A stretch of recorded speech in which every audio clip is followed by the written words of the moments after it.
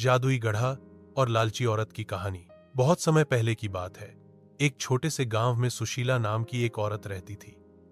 वह दिखने में तो सीधी सादी लगती थी, लेकिन अंदर से बहुत लालची और स्वार्थी थी। गांव में सब उसकी इस आदत से परेशान थे। एक दिन गांव के बाहर के जंगल में बारिश के बाद एक पुराना गड्ढा कुआं प्रकट हुआ। लोगों ने पहले कभी उसे नहीं देखा था।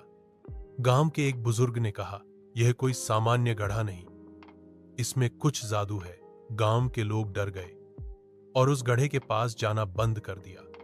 लेकिन सुशीला को इसमें कुछ खास लगा। रात के अंधेरे में वह चुपचाप गड्ढे के पास गई और जैसे ही उसने उसमें एक डोरी डालकर बाल्टी निकाली, वह बाल्टी सोने के सिक्कों से भरी हुई थी। वह चौंक गई और बोली, ये तो सच में जादुई गड्ढा है। अब तो मेरी किस्मत बदल जाएगी। उसने सिक्के उठाए और घर चली गई। अगले दिन फिर गई, फिर अगला दिन भी। हर दिन गड्ढा उसे सोना देता गया। अब सुशीला बहुत अमीर हो गई, लेकिन उसका लालच बढ़ता गया। एक दिन उसने सोचा, हर दिन एक बाल्टी क्यों निकालूं? क्यों ना पूरी गड्ढे को ही खुदवा कर घर ले आऊं?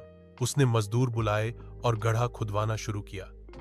लेकिन जैसे ही गड्ढा पूरा खोदा गया, एक जोरदार गड़गड़ाहट हुई और वहां से धुआं और काले सांप निकलने लगे। गड्ढा गुस्से में बोला, तू लालची है, तूने मेरी परीक्षा में असफलता पाई। अब मैं तुझसे सब कुछ वापस ले लूंगा।